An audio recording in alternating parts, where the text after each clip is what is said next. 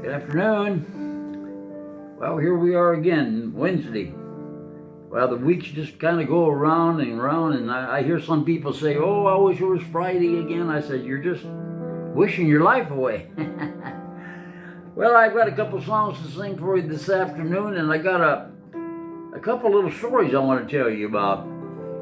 But this first one is a song that I just love. "'Tis so sweet to trust in Jesus."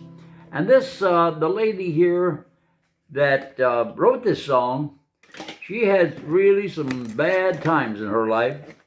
And it was telling here, let me just read you a little bit of it. Her name was Lois Steed, and her husband, they were relaxing with their 4-year-old daughter in Long Island beach, and they heard a child's desperate cry, and they run to see what it was, and it was a little boy that had fell into the water, and he was drowning. Well, her husband, he jumped into the water after him, and they both drowned. And Lois had no way to support herself or her child or do anything at all. No visible means of support. She and her daughter experienced dire poverty. One morning, though, they said, when she had neither funds nor food for the day, she opened up the front door, and someone had left food and money on her doorstep. That day she wrote this hymn, and sometimes we mouth our platitudes about our Christianity, and we give quotes and scriptures and sing songs about trusting Jesus. For Steed, there was nothing about it that was superficial about her. Her hymn remains timeless as anything, and certainly has comforted all of our hearts and souls and many believers who have had that same experience of having nothing. Jesus, Jesus, she said, how I trust him, how I proved him o'er and o'er. Jesus, Jesus, precious Jesus. Oh, for grace, just to trust him more.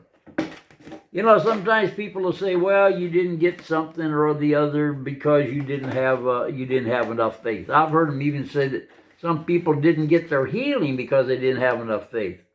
Well, I've got a problem with that, and I'll tell you why. There's people sometimes that they're in comas. They don't even know or have any idea what's going on. And the people come and pray for them, and they're many times they're healed. Now, that wasn't with their faith. That was somebody calling upon the Lord. And I think a lot of things is timing. You know, I wrote one song about some things I've asked for, some things I've got. Now I'd like to give some of them back. And sometimes I think it's just with God and the timing. We ask for things and we don't get them then. But down the road, then they're blessings to us. I'm so glad that God didn't answer some of the things I asked for. I imagine that you are too. But I want to sing this wonderful song here that Lois wrote, and I hope you enjoy it.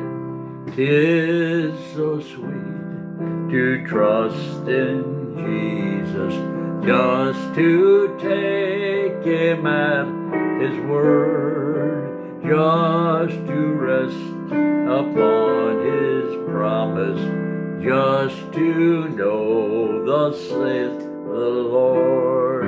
Jesus, Jesus, how I trust him, how I proved him o'er and o'er. Jesus, Jesus, precious Jesus, oh, for grace to trust him more. Well, Lois has certainly wrote a song here, and she had the experience, and you know what happened? She began to write other songs, and she did very well as writing songs, and I think her financial situation had gotten better too.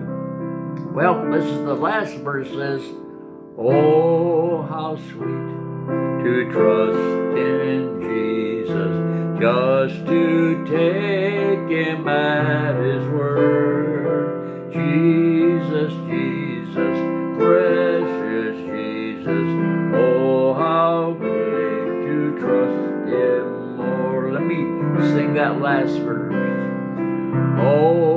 how sweet to trust in Jesus, just to trust His cleansing blood. Just the simple faith to plunge in neath the healing, cleansing flood. Jesus, Jesus, how I trust Him, how I prove Him o'er and o'er. Jesus, Jesus, precious Jesus, oh, how good to trust Him o'er. Well, Lois trusted the Lord, and He made a way. I want to tell you a little story here. It's about a friend of ours. He lived right across the street from us. And he went by the name of George, but that wasn't his name. I'm not sure what it was. He said that back in the day when they were kind of saying, well, just let George do it, let George do it. And that kind of was the name that they put on him. He was a wonderful guy. We were only just a few weeks different in our ages. But I used to have George come over, and I've had this 9 innings of baseball history. And you know that fellow that put all these things together? I can't think of his name right now. But he put all of these many things. He had war things. He had about the Civil War. But he put this baseball thing together. And George was a great Cincinnati Red fan. And so he would come over and we'd have just 1/2 or maybe 1 inning. Because he couldn't stay over too long. So he'd go back to his house. But we got up to the last time. We got up to the 9th inning. And it has been stuck there. It may still be right there in our recorder. I'm not sure. But George passed away one morning. As I went out to start the day, one of my neighbors was over and he said, I think that George has passed away. The police and everything hadn't been there yet. He fell down and he bled out. He was 85 years old. Nobody with him. I guess that makes a pretty good case that when you're that age that you shouldn't really live by yourself. I'm that age and I don't live by myself. But we never got to the 9th inning. And I've thought of it so many times. Oh, he'd get so thrilled as we watch that. And I think that's what we have to do sometimes. We got to finish the 9th inning in our life. And I'll see him one of these days in heaven again. I don't know if we'll talk about things like that, but we just might. Then Jesus took my burdens I could no longer bear. Jesus took my burdens in answer to my prayer. My anguish, fear subsided. My spirit was made strong, for Jesus took my burden, and He left me a song.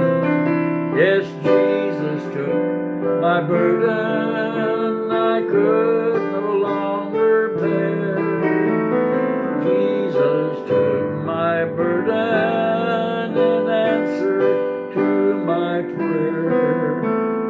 Anguish, fear subsided, and my spirit was made strong, for Jesus took my burden, and He left with me a song. Well, I'll see you tomorrow, and we'll do this all over again. Thanks for stopping in. See all those names that come up on the screen, and God bless all of you. I really appreciate that. So we'll see you then. Bye.